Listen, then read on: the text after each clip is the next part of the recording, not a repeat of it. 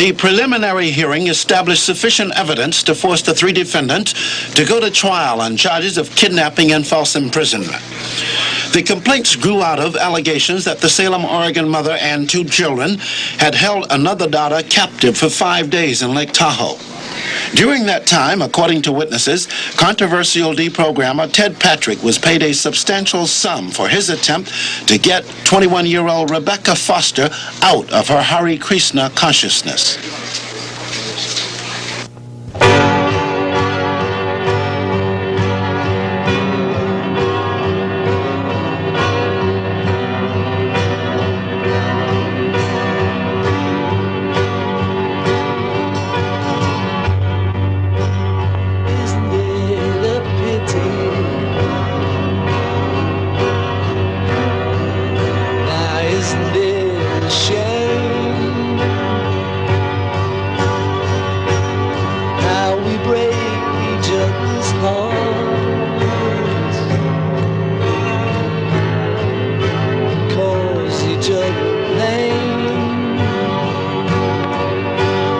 I especially wanted to make this point that parents have to be very careful of these deprogrammers. They're like the most dangerous people in the world today. They're enemies of religion, they're enemies of human rights, they're enemies of the Constitution of the United States.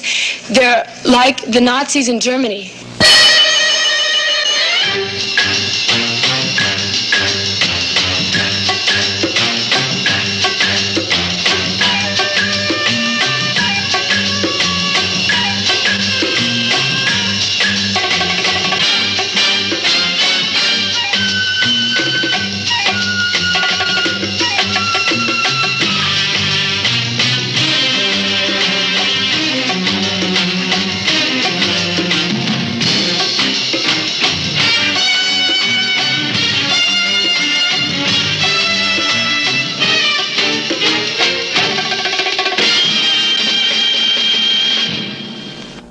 The trial promises to pit against each other some strongly held social and ideological concepts of religion, parenthood, and the law. September 4th has been set as the date for a judge to determine when the case goes to trial.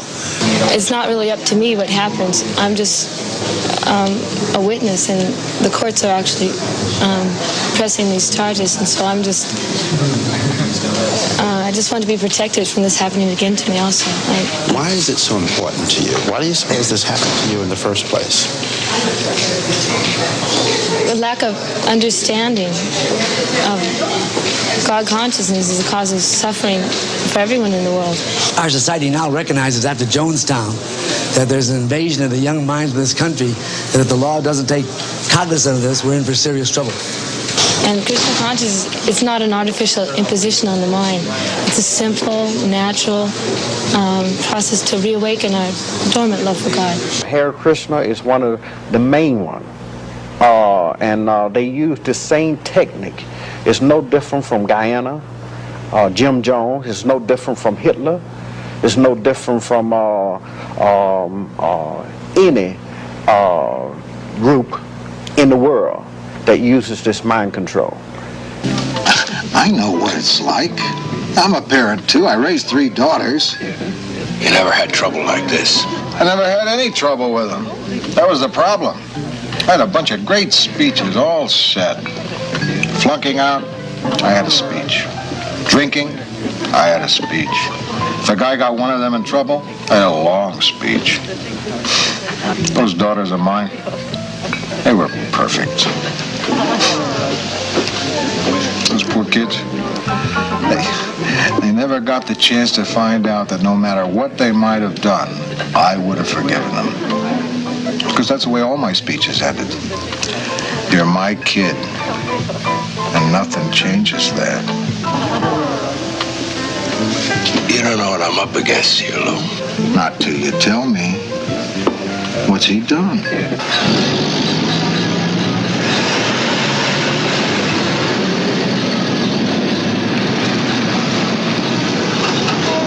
You see that kid on the end, on the right? Yeah?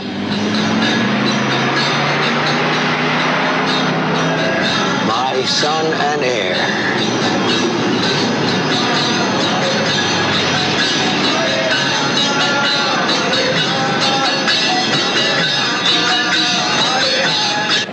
self-hypnosis. In Hare Krishna case, it's chanting. They chant almost 24 hours a day. No, they didn't do that. They kept me under guard 24 hours a day. I couldn't go to the bathroom by myself. I was always accompanied. That's a very degrading experience. They kept me in a room. They wouldn't let me go outside with the shades drawn. The room had the shades drawn. They blasphemed my religion. They tried to shove their atheistic viewpoints down my throat. They cut off my sacred neck beads. This is all blasphemy. No matter what you believe, if someone is holding their religious symbols as something sacred, then it's, to just try and take that all away. They were trying to shove their viewpoints on me. They were saying they wanted to give me a freedom of choice, but actually that's not what they were doing at all. They were just trying to change my mind from what I was thinking to what they were thinking. And they said they weren't going to let me go till I did that. And then when she finally got the telephone call, Mom, I found God, I'm not coming home anymore, you all is of the devil, and the world is going to end within a year to 7 years, and if you're not in this family, you're going to burn in hell. And after talking to her, I realized what happened to my son, what was wrong with my son. Marion called Tommy last night at the Hare Krishna place. He's asking us again to come visit him. Oh, hey, that's great. What's great? Lou, I don't want to see how he lives. The filth, all those creepy people, I'd rather not know. Are you sure it's that bad? It's the worst.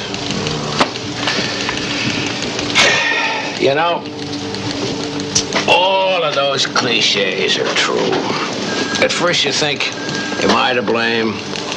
And then you think, no, it's his mother letting him get away with murder all those years.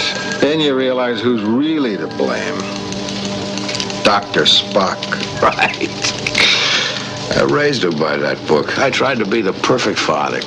I even coached Little League for 2 years. That kid had the worst natural swing I ever saw. Hey, listen, why don't you go up to see him? At least then if you all get together, something good might happen. Well, I know that Marion would like it. Hey, would you go with us, Lou? Charlie, I don't think I want to horn in. It's not a private thing. They won't allow him to be alone with us. Tommy said to come to the festival Sunday. Please? Okay, sure. It'll give me a chance to find out why anybody would choose to be bald.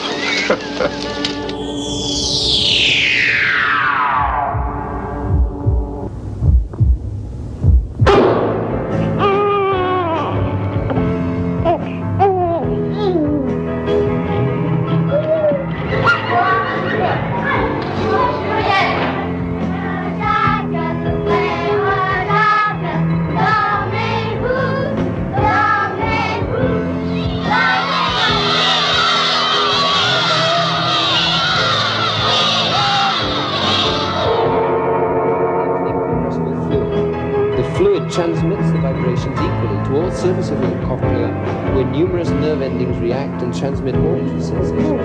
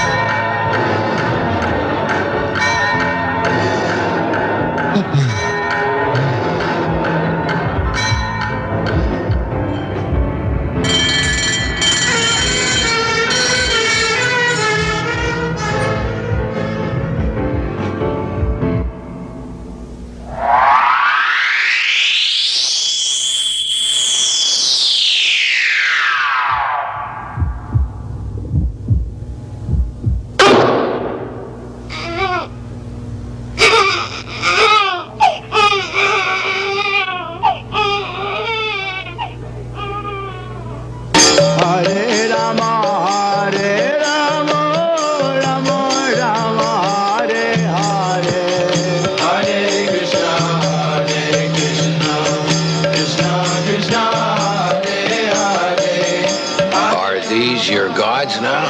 These are different manifestations of the Supreme Lord, Krishna.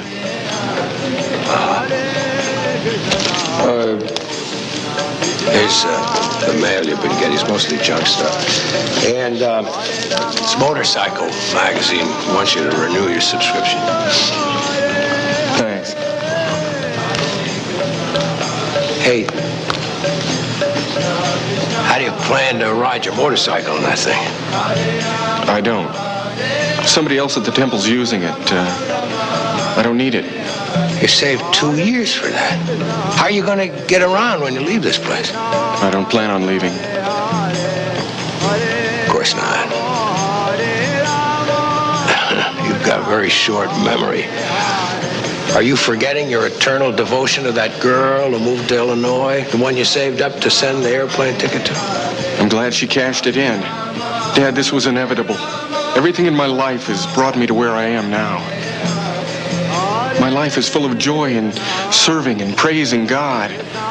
I'm happy and peaceful. Just don't start asking for money when you can't get enough by begging in the streets. We don't beg. We distribute our spiritual literature and accept donations. Right, fine. You just go ahead, Tommy. Break your mother's heart. Deny the name of your family. Distribute your spiritual literature. Let these people take your money and destroy your mind. But you're not going to get my approval. Ever. I'd like to share the joy I've found with you. But you can take it or leave it. Tell your mother I took a cab. And try not to give the car to the temple before she gets back.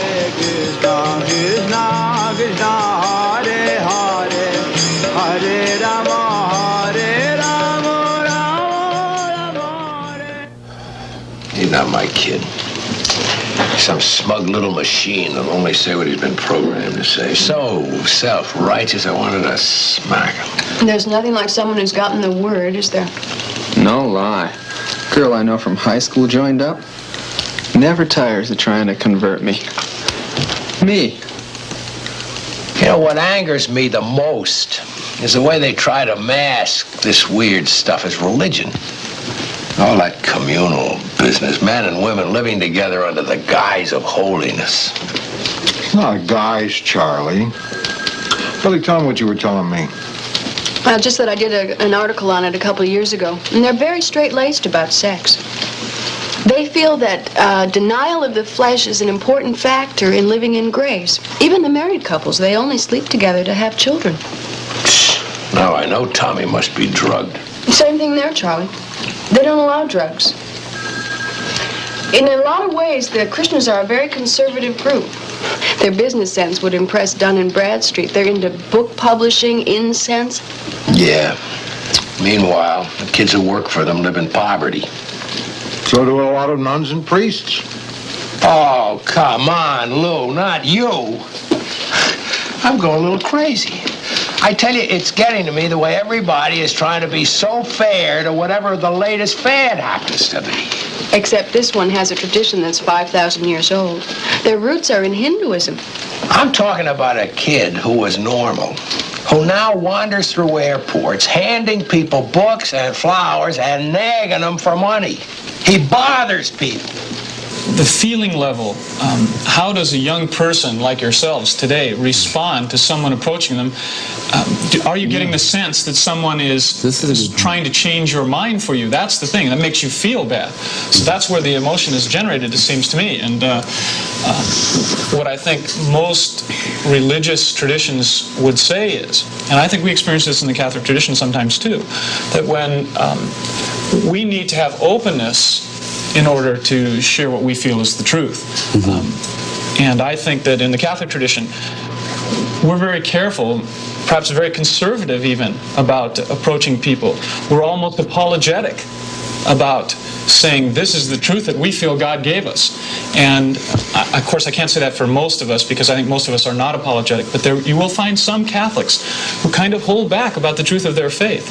And I don't think that's always the way it should be. On the feeling level, it may offend someone that someone feels so strongly about an issue and all the rest of that. But I think that I would like to see many of our Catholic people have the same kind of conviction, the same kind of strength. A couple gave me a card yesterday. They thought I had a kid at the temple and offered help. Maybe you'd like to give them a call and see what they can do. I'll try anything. Bill and Shirley Ballard. There you go. We got to get one thing straight right off, that we're not talking about religious freedom here. We're talking about brainwashing. I was in Korea, I know. You think the guys who run this cult are malicious? Well, I don't know about the guys who run the Krishnas. Kim wasn't one of them, but I know that all cults are the same. Their eyes light up at the mention of money. Bill says it's all money. Tell me how you got your daughter back. Well, of course, we tried to talk to her about how crazy she'd been acting, but most of the time we couldn't get near her. And when we did, she'd been programmed to be suspicious of us. When we found out, she turned over everything she had to them. The car, the stereo, even her ski stuff. Well, we just knew we had to do something. Well, anyway, we found a lawyer who'd helped out families like us who'd lost their kids. And he helped us to get a conservatorship. In court? Yeah.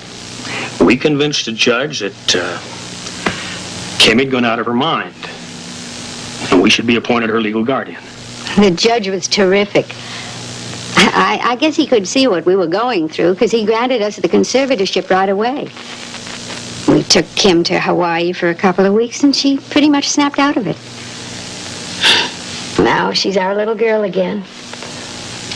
And we couldn't be prouder of her. Do you really think she was crazy?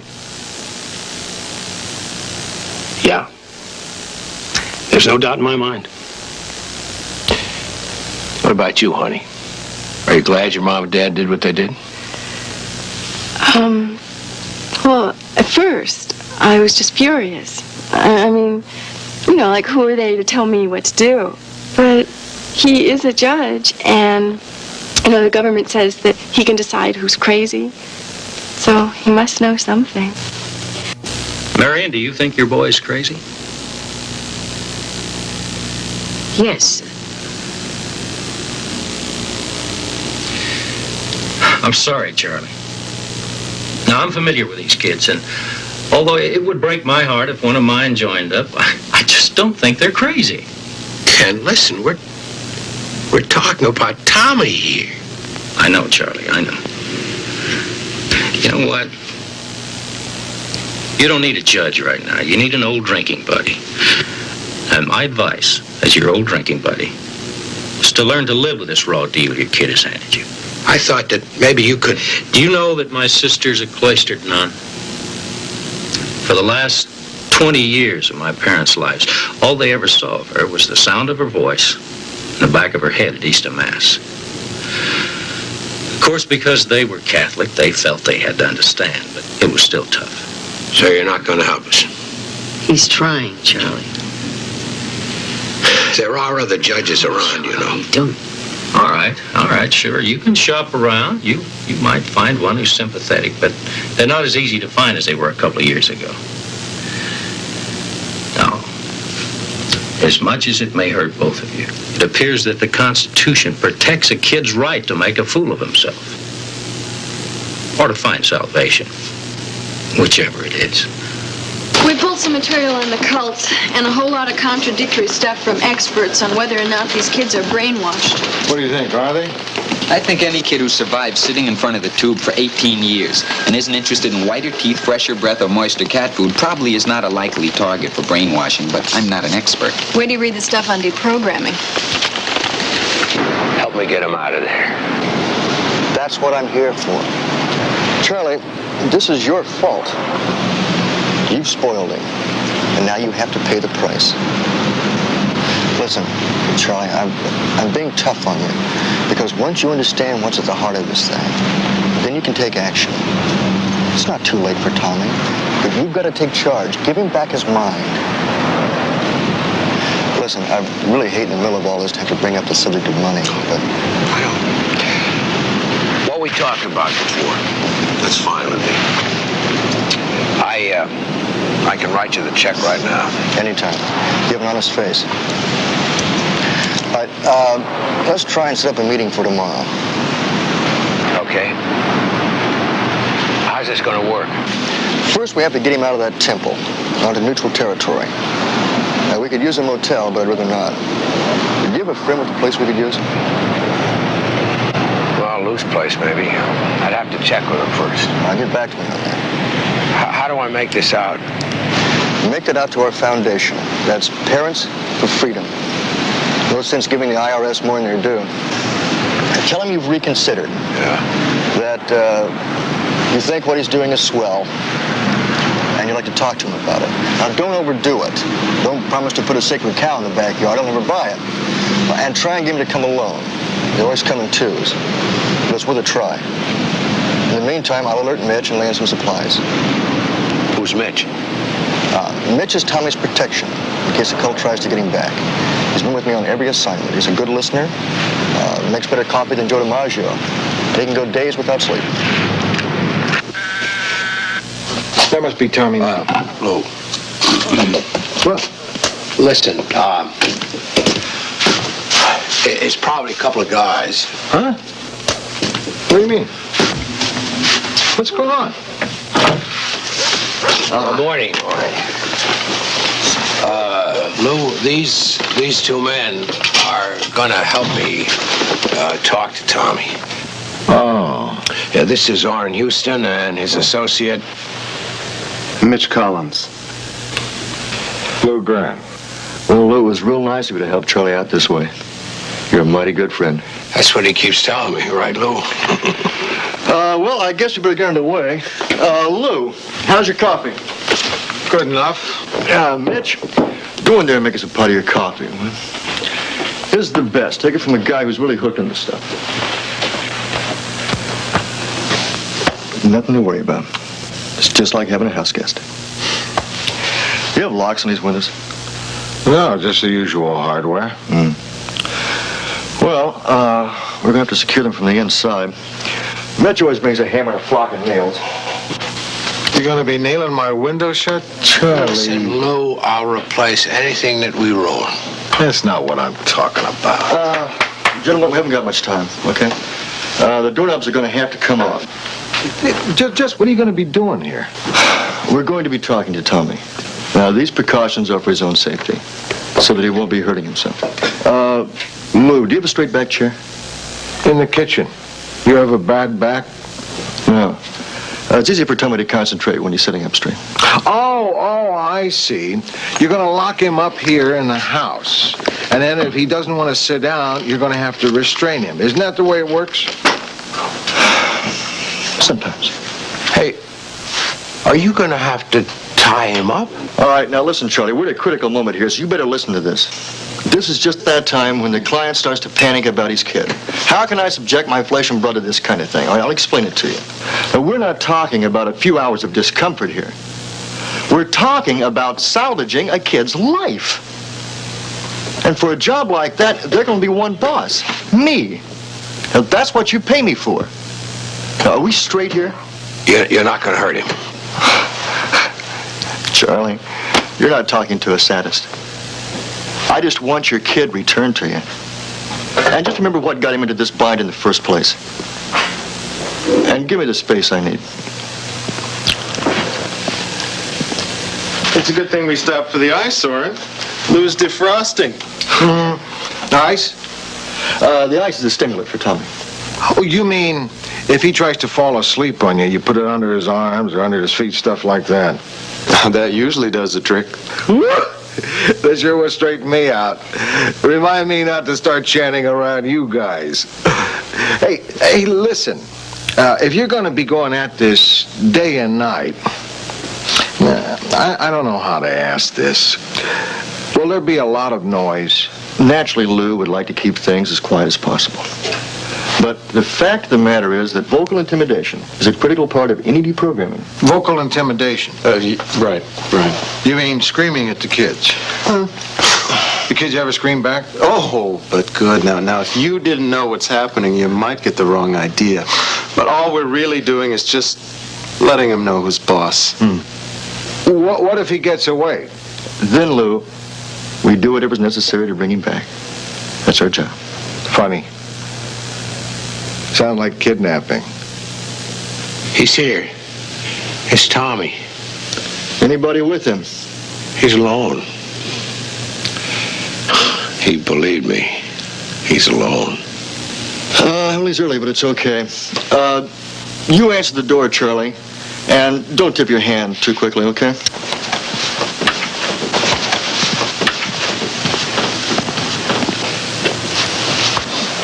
Lou. Yeah, Charlie. Get rid of those guys, will you? I'll be glad to. Yeah, take them out the back way. Get them out of here.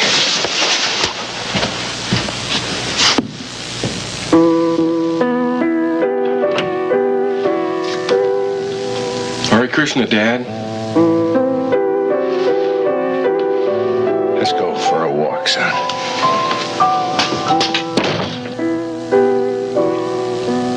Hey, Orrin. Hello. Have I ever shown you my back door? It's really a wonderful back door. It opens right out onto an alley. You and Mitch are gonna love it. Mr. Graham. Call me Lou. Now, Orrin, this way, Mitch. Follow Orrin. Just open the door. That's it, right outside. So when you called, I asked some of the devotees what would be good for you to read, and they gave me these. I know it seems like a lot. Son. Yeah? Stay in touch with us. Even if it's just to preach to Mom and me. Don't cut us off. Sure. Thank Krishna, I can tell you about the joys of spiritual life for hours. You know, there's a quote in here. Hold these, will you?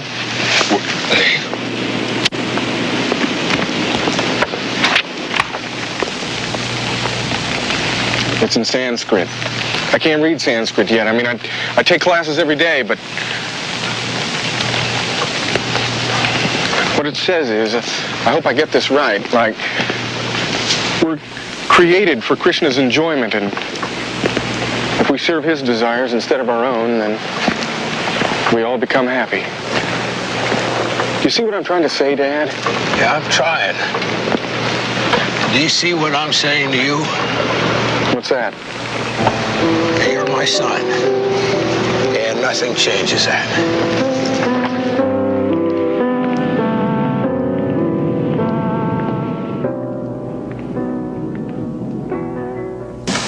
The U.S. Supreme Court ruled today that children do not have to have formal hearings before they're committed to mental institutions by their parents. In issuing the principal opinion, Chief Justice Warren Burger said that all that is needed is a ruling by a neutral physician that commitment is medically necessary, but the child then must be examined periodically. The ruling on cases in Pennsylvania and Georgia said that states can provide formal pre-commitment hearings if they want to, but a child's due process is not violated by the use of traditional medical techniques.